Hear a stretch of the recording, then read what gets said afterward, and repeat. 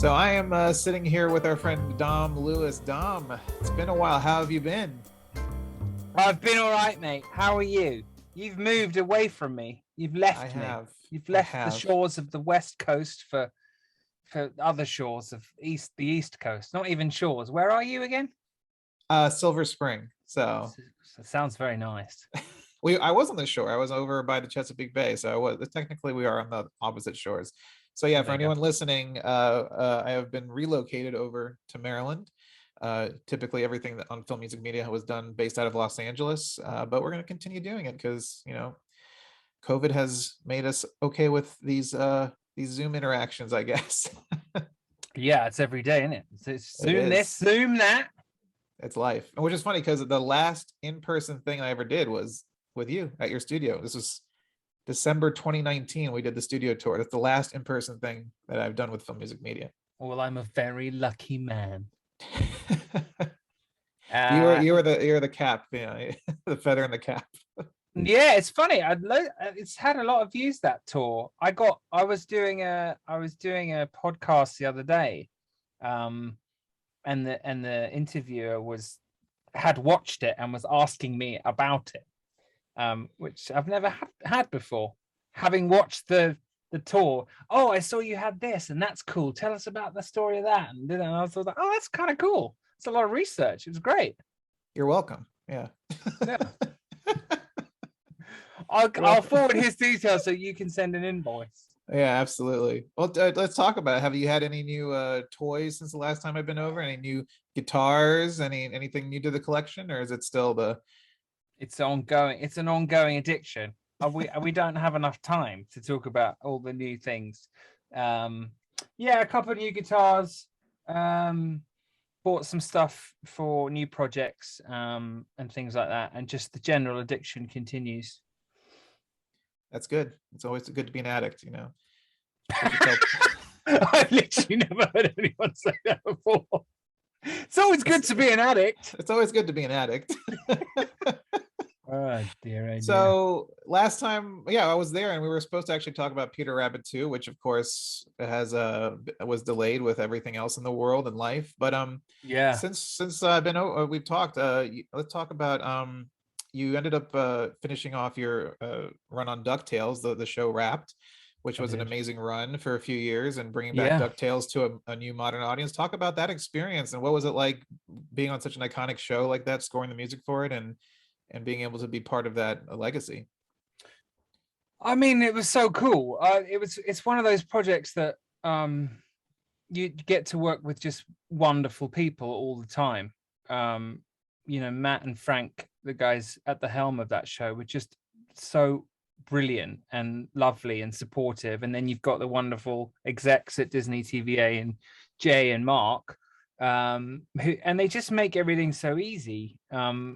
And they're so supportive, and it's always a blank canvas with them, and you can just kind of do what you do and not have to worry about all the kind of other boring things that may be in other projects. But it's always great to be part of a reboot that's successful.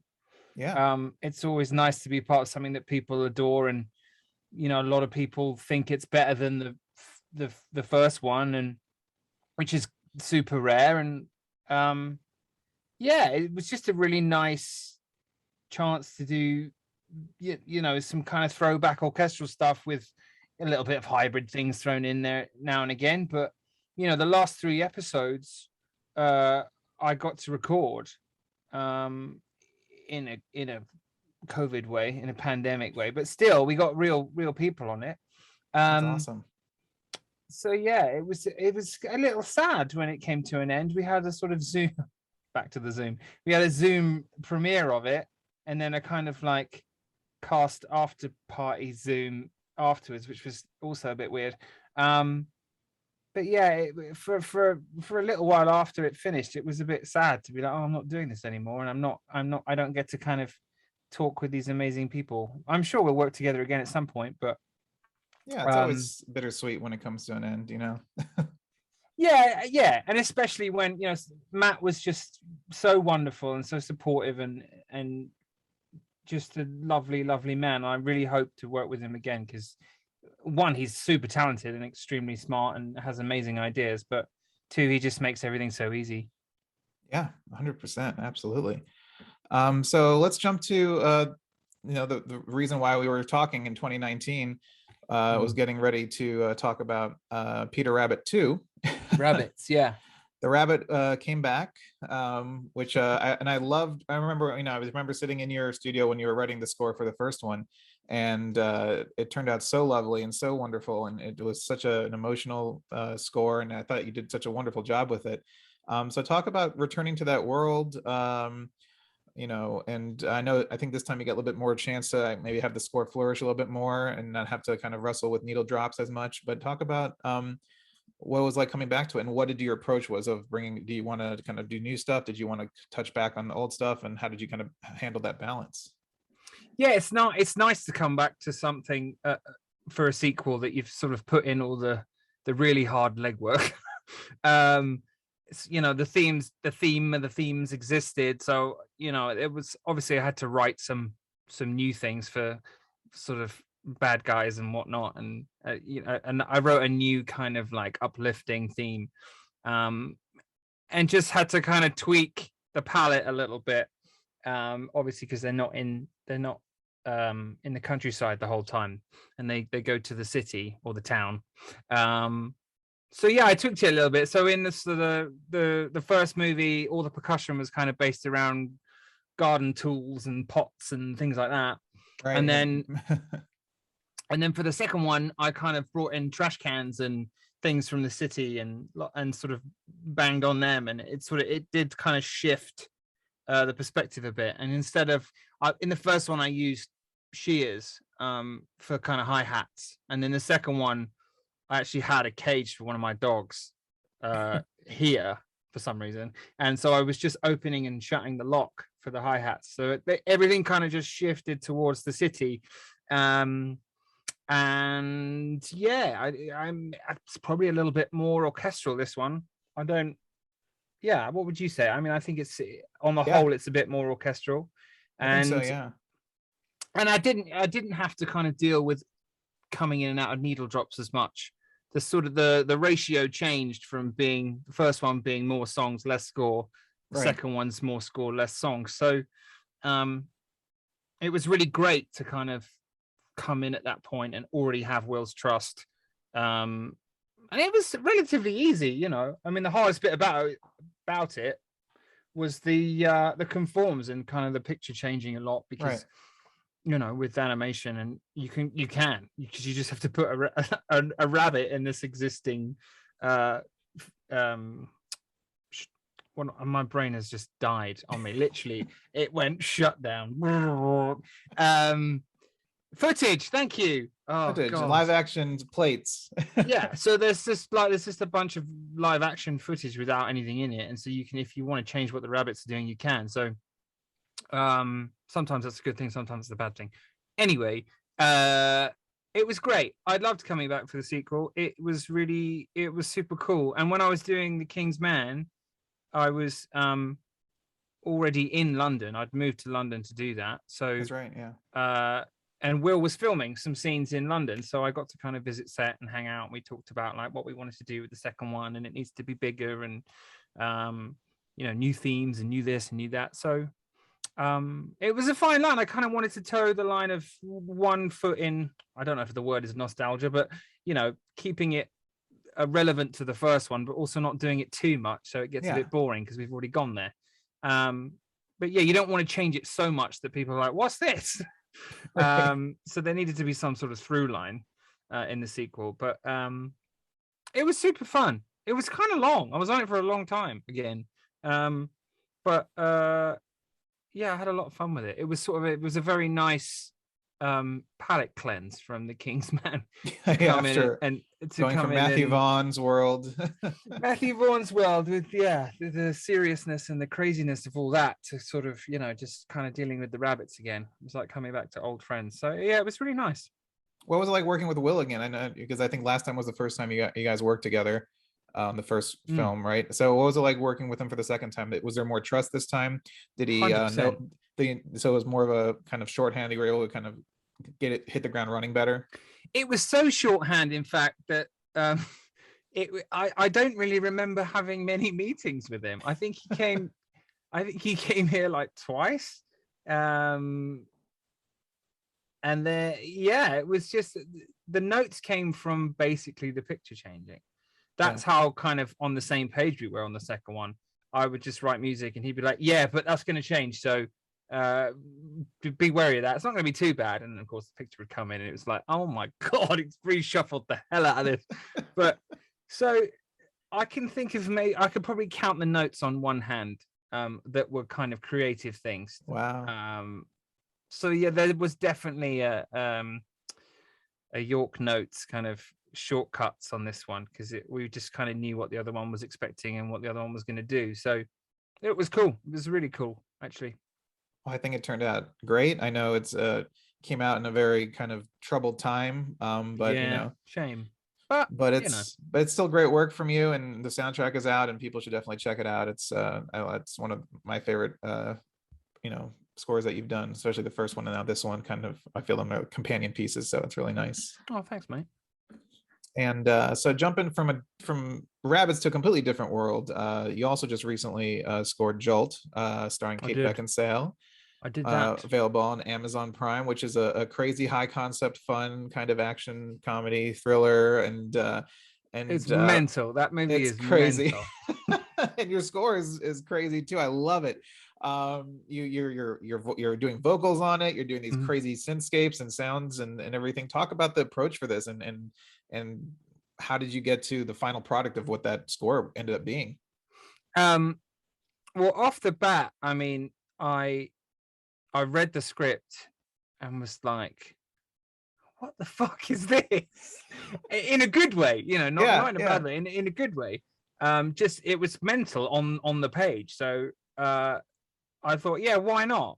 And I wanted to kind of, combat that with an equally sort of mental score that is not what I would or what anyone would think you would do with that material. And that was to kind of like, I don't know, merge every genre possible. No, it was sort of, I wanted to kind of just have fun, mix it up. And that, as usual with those kind of things, I just sort of opened up a sequence and just started playing around. Yeah, it sounded like you had a lot of fun on this one. Like it sounded like you were kind of in your playground. Yeah, totally. I wasn't really worrying about. It was one of those ones where it was the pandemic. I think that maybe if I'd been busy with other things, it might not have come. Like it might have not had slotted into the schedule, but because of the pandemic, I was able to do it. And it was just one of those ones where it's like, I just kind of want to. I don't know, see how much I can get away with this one. So I pushed the boat out a bit and just kind of went nuts and brought in some hip hop elements and rock elements and, writing some songs. And that then led to like, oh, by the way, Don, we can't actually afford this needle drop that we booked. Would you mind writing another song for this bit in the style of that? So it was cool to be able to write some songs and to heavily feature vocals and play guitar and mess around with hip hop stuff and just kind of match the nuttiness of what was going on screen. And also Kate's character's got this sort of very charming, funny, aggressive, sassy. I mean, she's a bit of everything as well. So I think she's great in the role. Yeah, she's great. Really great. And the music needed to have elements to that. So I kind of just threw caution to the wind and went, I'm just going to write whatever comes out my brain at this point, send the suite off. And luckily Tanya was like, this is great. This is awesome. So yeah, I mean, the gig shouldn't have been mine. I mean, she works with Matt, our friend Matthew Margerson, worked with him on Buffalo. And the goal was to get Matt to do it. But Millennium had some tax deal where the composer had to be from the UK. So, after they both got over their disappointment, Matt suggested me to do it. So that was very kind of him. And Yeah, you know what? It's one of those scores that I didn't have to edit at all when it came to the soundtrack. It was just like, That's awesome. because I've been just given the liberty to just write music and just go for it. It was like, oh, I don't have to cut that out because it's not boring. Oh, I don't have to cut that out because it's not boring. All right, cool. So I just kind of went, fuck it, I'll put all on there. So I'm sorry if it's a bit long and a bit repetitive, but I felt like, screw it, just put it all give out it there. give it to us, all of it, and we want all of it. Yeah. So I mean, you had your vocals on there, which if people don't know, you are, a very amazing vocalist, and we've heard your vocals on other scores, other people's scores, even Henry Jackman scores like Winter Soldier, that crazy whale you did, and I kind of had those vibes with this one too. You do your vocals on Peter Rabbit as well. Talk about when you utilize yourself and you become a performer. How is that as a composer? What are you trying to get out of your vocals, and what kind of textures are you trying to add? Let's use Jolt as an example. What did your vocals want to add for this score? It's funny. I tend to kind of just like, it starts out as a scratch or a demo, and then a lot of people get used to it, and I don't complain because as you know, I'm a frustrated artist at the best of times. So anytime I can get my voice on stuff, it's great, and I love to do it. And this features a lot of voices. Actually, it's not just me. There's Jess Weiss is on there. My wife is on there. A couple of some sample stuff I've got that I was allowed to use.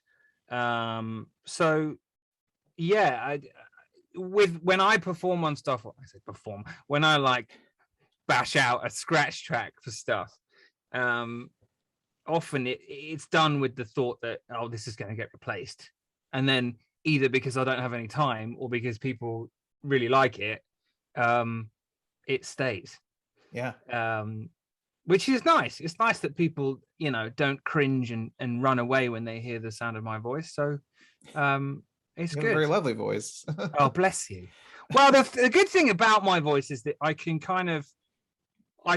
put it places that people wouldn't normally think it would go, whether it's very high or very raw or very whatever it might be, or an impersonation of someone, or I've been blessed with that gift, I think, so it's kind of easy to do demos, whether it's whatever genre it's in. I can just kind of go, or I'll put that hat on, and I have a lot of fun with it, whether it's an 80s montage in Ducktales or a kind of rocky thing in Jolt, or a hip hop thing, whatever it might be. Originally I wanted to be a singer, so you were you were in bands, right, when you were younger, and sung in bands. So it's nice to kind of, I'm getting to do it more, actually. More people requesting it, more people wanting it. You released a song, I think, during the pandemic. You released like a little EP, didn't you?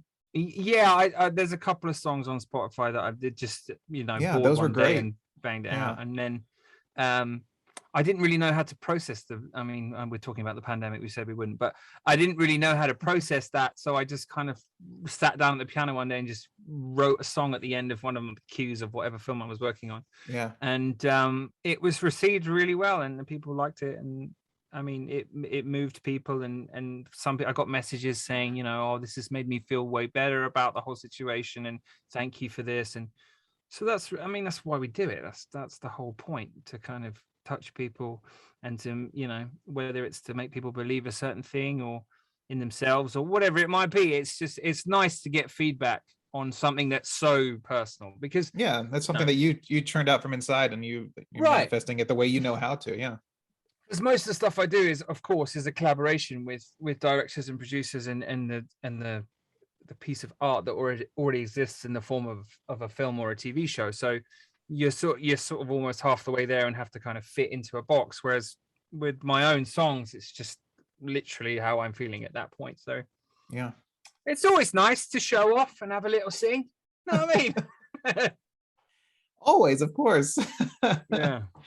So let's move on to, of course, another recent awesome project, of course, Monsters at Work for Disney. Which I was so excited that you got to do. So me too. And of course it's their first, isn't it their first CGI like series, or not, maybe not, but it's a rare thing to see a CGI television animated series, Yeah. Usually when you think of TV animation, it's usually 2D. I think there's some junior stuff that's 3D animation and stuff, so it's maybe not their first one, but first coming from that kind of Pixar family. Talk about working on this show on the show, because of course everyone knows Monsters University and Monsters Incorporated, and you're following in the footsteps of the great, Randy Newman. So Yep. I'm sure there was, you had to kind of capture that feel of what Randy kind of established before, but how did you do that as well as put the Dom Lewis stamp on it? Good question. Did I? Yeah, it was, No, it's it always, definitely, you have your stamp on it. I listened through it and there's definitely Dom Lewis there. oh, bless you. Yeah, no, it's definitely daunting. More so than the Goosebumps 2 adventure I went on, following Danny Elfman, because while I was told to kind of, please use Danny's theme in moments, it was very much like, just, go do what you do. Right. Whereas this one is like, oh, do what you do, but there was a but. But no, I wanted to, I often get asked the question, did you go and, did you research Randy's score? Did you refresh yourself? It's like, well, Right. no, because subconsciously I'm just going to, rip him off and recreate what he's done. So I didn't want to do that. And also, I know it so well anyway, I didn't have to. Yeah. From when it first came out to having 2 small children who watch it religiously. So I know the material inside out anyway. I learned to stop asking that question, because when I first started doing this, I would ask questions like that, and I think every answer I ever got was like, no, because that would just like poison my brain and it would just take over. Yeah, so every composer has said that if they're doing it's a a really sequel good way or of putting follow it. up. You do, it poisons the brain in Yeah, thinking, so I you just go down the wrong route. So it was the same with Ducktales, and the same with Goosebumps, and the same with the other things I've done that have had previous versions. So it was a very conscious decision to kind of definitely focus on the jazz side of things. Make the sound of Mift, who are obviously the focal point of the whole show, very jazz orientated, but more in a kind of, I don't know, it's sort of like a mixture of like Miles Davis' Birth of Cool mixed with like Herb Alpert to get the kind of like Disney kind of fun going on. But that Birth of Cool ensemble, I definitely listened to a lot of that and kind of wanted to get into it through that. Opened up the real book, refreshed myself of my jazz chops. It's funny actually. I didn't realize at the time, but I was doing a Rocketeer meeting, and this before I got the gig. And Jay, the head of music at Disney TVA, I was like, I think he was like probing. He was like, what are your jazz chops like? I was like, well, yeah, I mean, they're okay. It's sort of like a Randy Newman level of jazz. So that's that was a good answer. obviously the perfect answer to then land the Monsters at Work gig. But sorry, I digress. Yeah, I wanted to focus on the smaller side of Mift and being very personal and like kind of jazz, a small jazz ensemble. And then obviously when we get into the action side of things and the big orchestral stuff, I was just doing what I do, just like obviously keeping in mind that it needed to be kind of solidified in the jazz harmony world, but then just like my orchestration, not refreshing myself of like what would Randy do. It was just like, just go with your gut, and then have like, as I do anyway, have kind of Randy on my shoulder or in my brain, along with 50 other composers. So just it was voices really in your fun. head, Dom. Just the voices in your head. Yeah, the musical voices in my head. No, but it's nice to do that. And also it's nice to kind of be able to go off into a different genre and not be confined by the Monsters Inc. and the Monsters University sound and world. Like episodes like the bowling alley, where I get to do more 80s montages, because I steer any creative in the direction when they need songs. Like, do you fancy doing like an 80s throwback thing? Yeah, it's a great idea. Okay, consider it done. But yeah, I've waffled on so much I forgot your question. No, you answered it about working with the having to follow Randy's footsteps and putting your own mark on it. Yeah, it's always tough. If someone as beloved and amazing as Randy, you automatically just like you fail from the start. But you try to fail at the point where people go, yeah, he did all right. I think he did more than all right. I had an interview the other day, and he was like, yeah, no, it was, you did a good job. You did quite well. I was like, thanks. Well, I was following Randy, so no, you got a point. Oh, you did more than okay. It's right. I mean, how can you can't better Randy, so you got to just like roll with the punches and just go with the flow, which is why when they asked me to kind of, oh, do you have any ideas for a different spin on the main title? Because the goal was just to re-record Randy's version, with like literally do a takedown and just do this, because we can't afford the master, so can we just re-record it? But I've told the story a couple of times now, but I sat here going, oh, how do I make this a bit different? I tried a big band version, that was a bit crap. It sounded great, but not right for the show.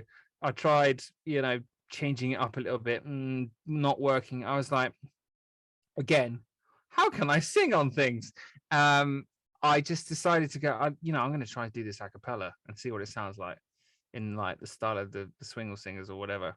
And thinking that they'd be like, yeah, no, oh, it's great, Dom, it's really great. And it's cool, but it's not right for this. But they lost their shit over it. And it was like, oh, we have to put this at the beginning of every show. And the original idea was to do what we did in the credits, which was like mix up the genres of the main title with like different orchestrations. That was the idea, to do that at the front of the episode. But actually, Dan, the editor, was like, no, we've got to have this a cappella at the front of every episode. It's like the identity of the show. So I was like, all right, sure.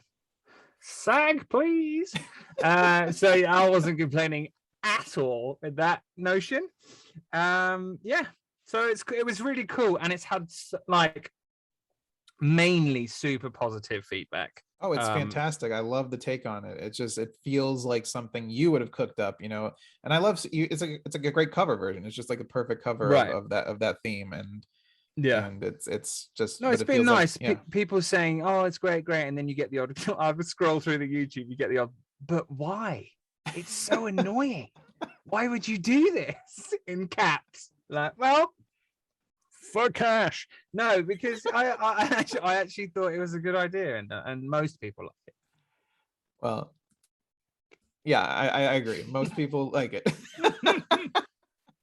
Other than the one guy that find it annoying. For the one guy. Mosquito, terrible arrangement. Like, it sounds like a mosquito.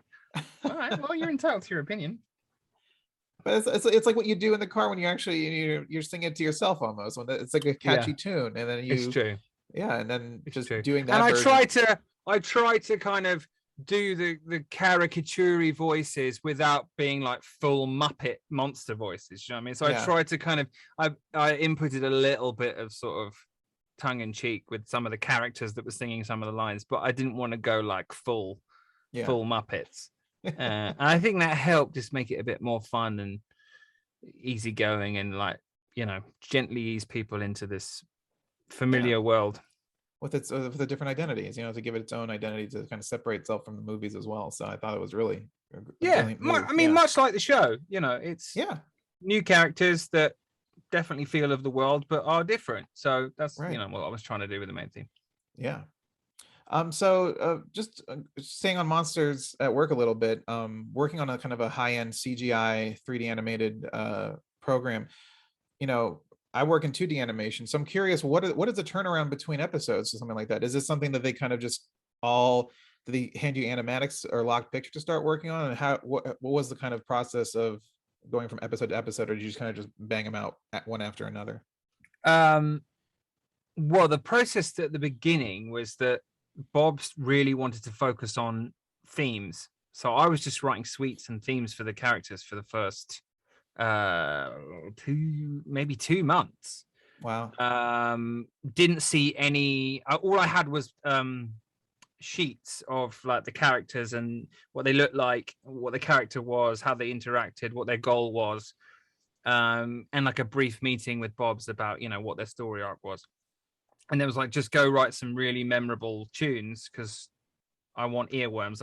We need to nail these things before we even look at picture. Right. Like, cool. I just get to write just fun Disney music for 2 months. And then when the picture came, I had 2 weeks to write the show, and then I would get notes, and then the gap between it going to musicians and to the mix from that note point kind of changed a lot.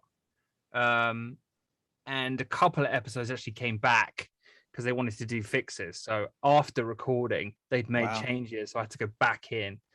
I mean, the whole we could do a whole interview about the process of Monsters at Work recording. It was extremely challenging. And I hope if they do a second season, we can do it in a studio, because I mean, the musicians must have been as frustrated as I was, just kind of getting random files sent to them. Like, can you play these lines with no guidance whatsoever, other than the shitty samples in the shitty demo that I gave them? Yeah. I mean, I do my best, but the thing is with jazz instruments, it's so hard to demo up that stuff because people there's no really great libraries out there. So I would often get back audio that kind of wasn't quite right, and to no one's fault other than my own, not giving them enough guidance on the phone or whatever it was. So we just had to kind of make do for the kind of first couple episodes, and then I realized that no, I need to kind of call these guys and be like, don't, like,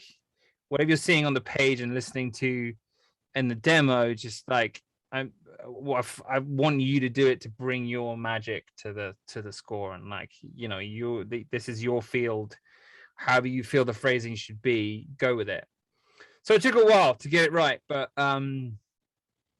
as you know, as pandemic recording goes, I think the soundtrack turned out okay. Yeah, I mean, it turned out fantastic, and I think what everybody has been pulling off during these times, I mean, what I see at work, you know, I work in animation as well. What I see from you or other people like Lorne scoring, you know, whatever, Black Widow, and seeing how they're all pulled together during this time where everyone had to be separate. And only now are we actually kind of getting back to a point that it is kind of somewhat safe to be back in a room together. But even now, with the things changing and continuing and ongoing, it's still going to be more of the same, I think. And the way that the whole industry adapted, you know, we had to shut down for a little bit, but most people kind of kept going, and I thought that was just it was stressful for everybody. Animations in particular just kind of kept rolling, which we was never great. stopped. At Cartoon Network, we never stopped. We kept going. We adapted home recording and everything. It was crazy. I mean, yeah, I mean, you know, it would have been really nice to kind of mask up and go to Capitol and have the kind of more big bandy things and the, you know, the space, just the saxes and the trumpets, because it's those elements that's like, it's really hard to get with some guy, you know, whoever it is sitting in their room playing like random lines and then doubling themselves. It's just like, you just don't get the same vibe as you do when you've got, like, you know, the term big band is big band. Everyone feeds off each other on the stage, and they feed off other people. It did kind of skew the way in which I would create sounds and scopes for the episodes going forward. You know, originally before we started all of this, I wanted to lean on the big band side of things and make it really kind of way more different than I did. But you know, unforeseen circumstances and just kind of rolling with the punches, it did kind of fall back into that orchestral action world, which everyone loved. It works great. It fits perfectly with the monster stuff. So, but who knows? Maybe if they do a second season, I can kind of skew it a bit more towards me, and you know, making it just kind of evolving. It would be nice if I get the chance. Well, hopefully you do. I think people love it, and people are watching it, and where everyone's at home and needs stuff to watch, so it's a good thing. Yeah, no, it's cool. I get lots of compliments and people like watching it with their kids, tagging me on Instagram, and you know, it's nice. They call it family viewing, where everyone can enjoy it. You know, not just for little kids, for everybody, the adults, everyone. It's a great, and I think you hit the tone perfectly. And I think you know, you got all the characters and the characterizations and the emotions in there, and the fun and the action and the quirkiness. It's all there. So you're too kind. I shall send you your $20 after this. Yes. I just moved. I need it. No, it's a great little show, and you know, you're never going to please everyone. It's kind of sacred ground, the monsters world, and just the kind of, you know, to get above to get above 60% on Rotten Tomatoes is a major achievement, I think, because you've got so many just natural haters and trolls that are gonna be like, oh, it's nothing like the movie, it's not this, it's not that. It's like, well, we actually like, if you just look at the budget for a start, and then you'll realize why, you know, your little queries about the animation and this and that, you know, we're working with nowhere near the budget of the film, right? For one. So yeah. And also, like, a lot of stuff came out that was like, well, you know, it's not Pixar. Yeah, you're right, it isn't Pixar. It's Disney TVA. You're absolutely right. So I think a lot of people thought, oh, Pixar have dropped the ball. It's like, well, that's the reason why Pixar didn't put their stamp on it, because it was meant to be a different thing. It was supposed to just be taking it and moving it into the TV world. And if, as you said, like for a TV animation show, it's crazy good. It looks awesome. Looks great. I mean, and we're just entering that space on my end of things, because you know, we're expanding at Cartoon Network. We're talking about 3D and stop motion and going beyond 2D animation, and to 3D animation for CGI animation for a TV series is crazy, because you know, those movies take 4 years sometimes to make. Right. And you're doing a show, and television schedules are insane, and the turnaround and the deadlines, and especially with animation, because it just takes 1,000 times longer than live action. So it just stretches on for months and months and months for an episode. I guess people don't really give a shit then, do they?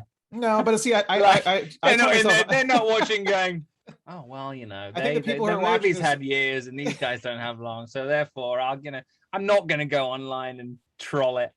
No, but I think you're trying to. It's not even trying to make an excuse for it to be. I think it's a great quality, and it has the heart of everything. And I think that's honestly, the important thing. Yeah, I told myself I wasn't going to go to Rotten Tomatoes anymore, because I just don't like reading. Like, you don't even know who those reviewers are. I don't know who these people are. It drives me nuts. It drives me nuts. Why are you taking random selection you just see a number? It's like, do you know the person? Go talk to your friends. That's why I don't want to go see a movie and then call someone up before. We've said just be like, kind of pointless. Well, so even like the kind of what they called top critics, or whatever the hell they top critics. Yeah, it's like, you read some of these reviews, and not just on obviously I'm a bit of a review borrower, and I go look at things on excuse me, on things that I've done, but I look at other things and go, you've completely missed the point of the film. How are you a top critic when it's like, you literally, that's not what the film was about at all, and you're like panning it based on the fact that you think it's about this, when actually it's about something completely different. Yeah, so, I mean, movies are, I always tell this to people, like, movies are anything artistic or, you know, anything for entertainment. It's all subjective, you know. So it's like food. Somebody can be like, I hate, you know, I don't like eating meat. Cool. Or I don't like eating cheese. I don't like the taste of eggs. That's cool. But you know, you don't have to rag on somebody for it. You know, right. But if somebody says like, oh, I don't like this, it's like, analogy. That's great. You don't have to like it. You don't have to love it or hate it. You know, it will affect you differently than it does me or to you. But that's why I stopped writing reviews for Film.Music.Media, and I think I got a lot of hate when I came out. I know why you stopped writing reviews. No, because people like me would be like, why didn't you give me five stars, Kaya? No, whenever really? Only 4.5 stars. Those texts were always sent in jest. I hope you know that. I wasn't trying to press you. I know. You and Lauren. It's always nice though when you get a 5. It's like, yes. But no, I know why you stopped doing that. Yeah, no, it makes sense. It does. I think we're moving past. I think hopefully as a culture, critic culture can die away, and there are certain things that are critiques are important. Like if you're a surgeon and you're working on brain surgery, you should probably listen to critiques from your from your head of surgery. I think it's much more important to what the audience think. You're absolutely right. Right. I mean, take like, I don't know, something recently, like, I don't know, Fast and the Furious, not a great critic score, but made a bunch of money. People love it. Or people love it. Entertaining. Yeah. A number of films that have come out in the last few months that critics didn't love it, but hey, it made a bunch of money at the box office. Yeah. Because audience want to go see it. So who gives a shit? Right. Yeah, people love things, people hate things, that's fine, but you shouldn't listen to a stranger for advice about a movie. So that's what I'm saying. Yeah, go watch it. You'll know within the first 25 minutes if you want to watch the film or not. And in the streaming world, you can be like, fuck this, I don't want to watch, I'm going to turn it off. Just stop this it. is rubbish. Or I'll give it another 15 minutes and then I'll turn it off. Right. Or if it's a TV show, I'll give it one more episode. Exactly. So, I agree with you. I think going to a random website to figure out whether you should watch a film or not is utter rubbish. Yeah, it's all a marketing thing. People just want that, so they can put that sticker on the certified fresh. I mean, it's nice when the critics go, sure, it's brilliant, and everyone, you get a 90 whatever. It's great, but look at Paddington 2. Best reviewed movie, screw Citizen Kane. Paddington 2 is the best. And flopped in the US. So that's true. And it is actually really good. I love Paddington 2. It's an amazing film and fantastic. It did really well everywhere else, but for some reason in the US, whether it came out the wrong time, but Yeah, Hugh Grant's like best performance, I think, one of his in his career. I loved it. I love those movies. Fantastic. So you mentioned streaming in there. We're talking about streaming and everything. So I just want to get your take on it, because you just did a streaming show, and there's a lot of talk right now. I work on the side with HBO Max, and they took a lot of heat at the start of this when they did the day and date with the theaters and all of that, and streaming. And Disney does that with Premiere Access, and people are, there's auteur filmmakers like Nolan and Denis who are speaking out on the protecting of theaters. Where do you see it going in the future? I just actually went to a theater recently, last night, to see The Green Knight, because it was playing at the AFI Silver, and I wanted to support, an independent film that would never get seen. But and it's causing conversations with actors. ScarJo is suing Disney because of that. It's very interesting. So what do you think? It's funny because sorry to cut you off, because our first ever interview, because it was about High Castle and streaming, so we touched on it. And how many years is it now, like down the line, we're talking we're talking about streaming. It's really interesting. What I think about it, I mean, I think a lot of these people fighting against streaming, and not that I necessarily agree with it, because I love going to the cinema, and I think I think that all the hard, you and I have both seen the countless hours and all the hard work that goes in to getting a movie to sound, look great on a dub stage, and whatever it might be. And just certain movies are just going to be better in the cinema, unless you're like, unless you have a home cinema system with a 7.1 and Atmos, whatever it is, you're just not going to get the same experience. Having said that, I'm not in the, when Napster came out and Lars Ulrich was like, you can't do this is illegal. It's like, well, you're not going to stop it. You can't fight technology. It's just, it is what it is. What I hope happens, and you mentioned ScarJo, what I hope happens is that everyone across the board can come to an agreement on what is stated in your contract and what it means, knowing that it's going to go to a streaming platform. How are those individuals going to get reimbursed for the fact that they're not going to get their box office bumps? They're not going to get the royalties from, all over the world plays. As a composer, it's sort of, I have conversations with Luis all the time, like, how do we stay ahead of the curve? How do we make sure that we're not going to get, screwed, essentially? Because it affects you as well, because your paycheck depends on whether a theatrical versus streaming. And I think the world has evolved so quickly that the legal part of it and the business side of it has failed to catch up, whereas something goes to streaming, it's treated as a home video release, which is a completely different terms of back end and royalties for people like you and other people who are not getting $25 million like Scarlett Johansson, but people who are putting a lot of work into it. Like, there's so many differing opinions about the ScarJo thing, and I don't know the ins and outs of it. I don't know I haven't read what the contract. I think it's a very important lawsuit, because it is shining a light.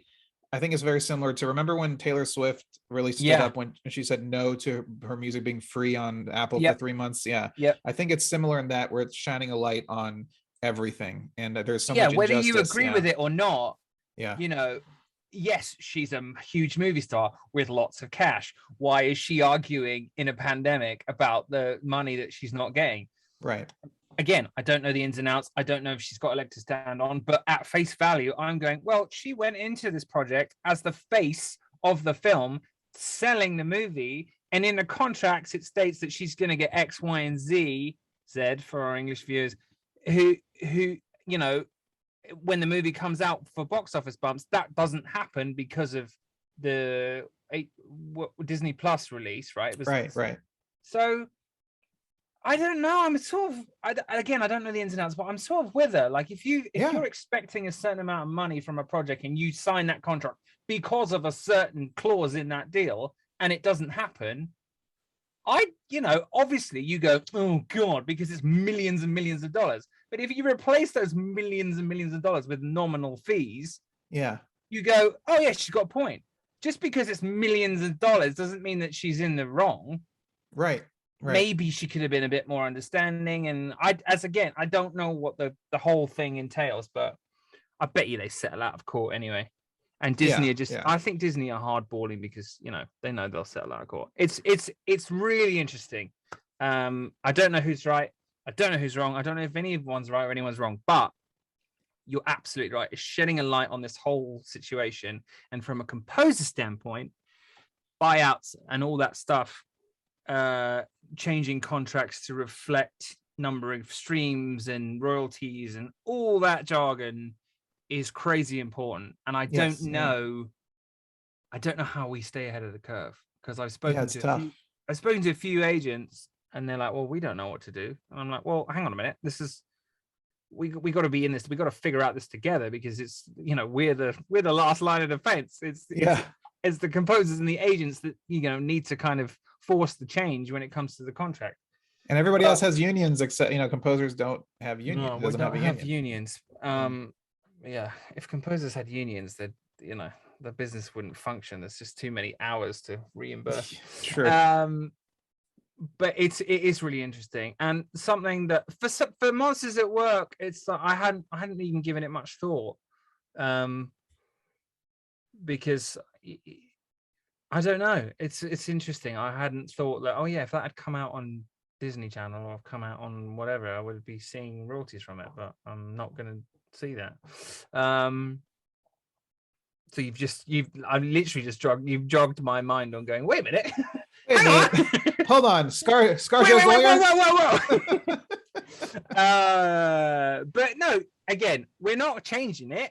Technology is just like a massive old juggernaut going, like it's not stopping. We're not going to go, well, everyone has to go to the theater and buy their tickets, because it's unrealistic. It's not going to happen. I will always, if there's a movie out there that in a theater, I would love to go see it in a theater. I want to see Dune in theaters. I want to see, these big epic films. I mean, if possible, but sometimes to give people the option, I have a nice home theater system. I'm, 7.1 Atmos, and it's like, sometimes you don't want the guy chewing popcorn in your ear right behind you, and you just want to stay at home for the night, but it's going to be interesting to see where it goes. But I think taking care of the artists and the people who are making the content is the most important part of it. Exactly right. Take care of the people that are making you all the money. That's what it's about. And I'm not going to get all busybody about it, because there's no point. I'm lucky to be working in this industry. I'm lucky to be being hired by people. So it's not about being greedy. It's just about kind of adapting with the times and making sure everyone's kind of eating. So it's a really interesting question, and it brings up a lot of things that we don't necessarily have time to discuss in one. I mean, before we do check out though, what do you have coming up in the pipeline? Anything exciting that you're working on now that you can talk about? I'm working on Bullet Train, starring the gorgeous Brad Pitt. That's right. Directed by David Leitch. There's other crazy cool people in it. Aaron Taylor Johnson, Sandra Bullock, Brian Tyree Henry. Who else is in it? Joey King. Loads of cool people. Cast. Yeah, it's really cool. So it's going to be such a cool movie. Can't wait for people to see that. It's sort of nuts that I'm doing it, but I'm not going to question it. Roll with it, man. Just gonna keep rolling with that Bullet Train. And the King's Man's coming out December 22nd, I think. 22nd. December 22nd. Spending Christmas with Matthew Vaughn. Spending Christmas with Matthew Vaughn. Wow. There's a thought. Yeah, no, that's important to mention. You co-scored with your buddy Matt Margison. Yeah, and we'll do a proper one with Matt. Yeah, but yeah, we've got quite the stories on that one. I'm sure. No, it's great that it's finally. I mean, COVID permitting. I think Delta, Lambda, whatever variant comes out to spoil. Yes, please go get vaccinated so we can all see the Kingsman. Right. But it's such a cool film. It's a prequel for those people that don't know. None of the original cast of the first two movies, obviously, because it's set in the First World War, so that would be impossible without time travel. But yeah, Ray Fiennes. It's been such a long time, I don't even remember the cast. Gemma Arterton. Yeah, how's it feel to have something that you finished so long ago that it's? I mean, I remember it was pushed because of the Disney Fox merger. And then it got pushed again, and then the pandemic happened, and it's like, oh no, that must have been frustrating.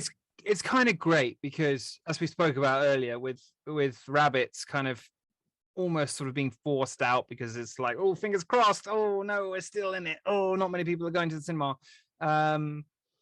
It's nice that they're giving it a lot of time so it can actually come out and give it its fair dues. So yeah, with all the work gone into it by everyone concerned, it's lovely for it to be finally coming out. And we'll talk about it more when Matt and I do one of these, but we're so very proud of that score. I think if you asked him as well, he'd be like, yeah, actually, I think it's probably one of the best things I've been a part of. So all the struggles and the different cuts and the different this and the different that really came to fruition and create something really cool. So I'm really looking forward to people hearing that.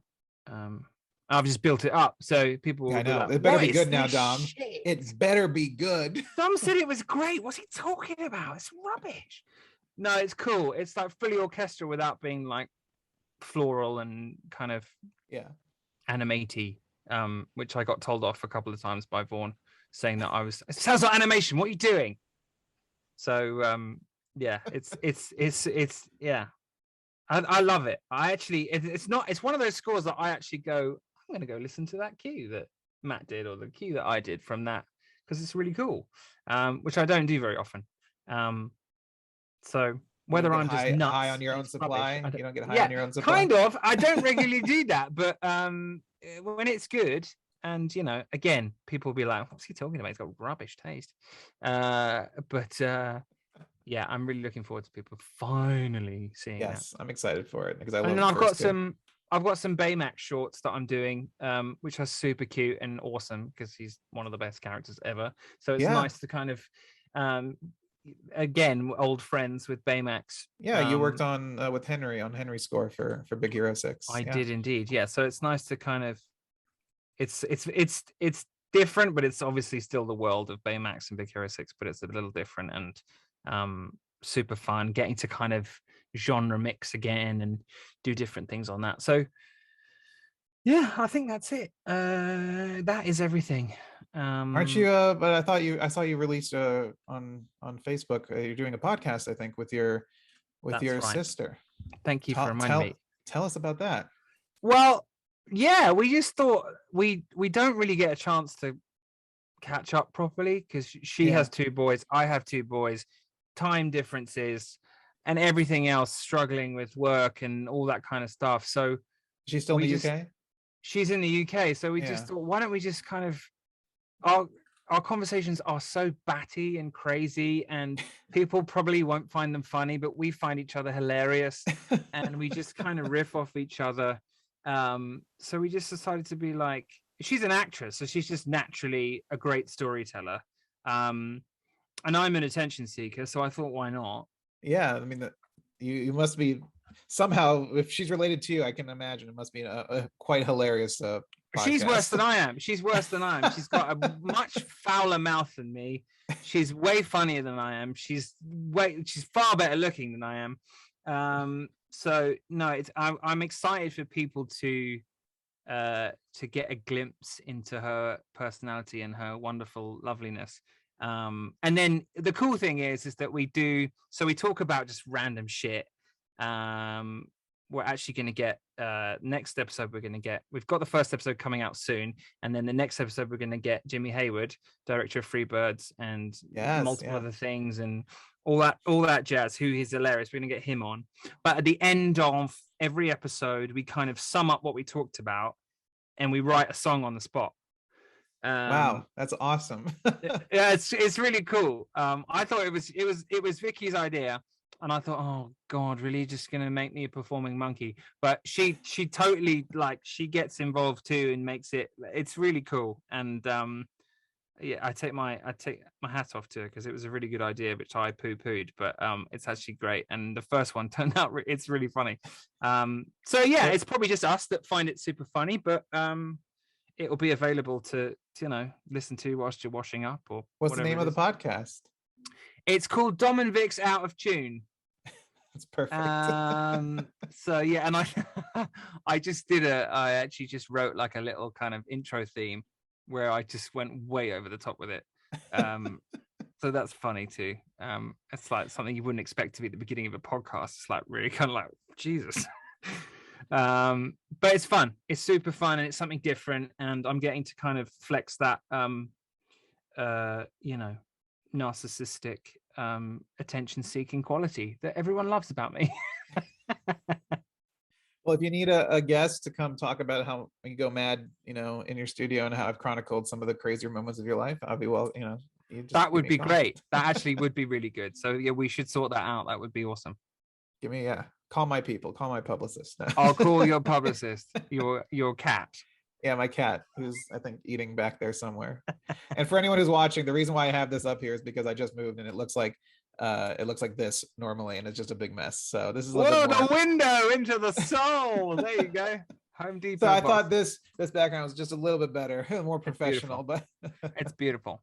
I don't want to keep you for too long, but I think we've covered all of your your projects since last time we talked, and it's getting your insight is always a blessing, Dom. So I miss hanging out with you in the studio. I wish we could I could be there right now and chronicling your madness, but next I'll fly out. Well, you fucking move, so how are we gonna do that? Yeah, I'll be back.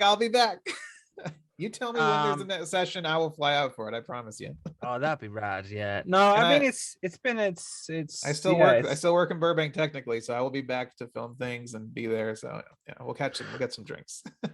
Oh yeah, no, I'm off the booze right now, which is why I'm not. I'm chugging the water and not sipping the gin and tonics whilst we're on this. But yeah, I'm trying to cleanse. Are we? I mean, not really. I'll try a week. A week. I'm 7 days sober. A week will fix the liver, won't it? A week's fine. Fatty liver is good to go.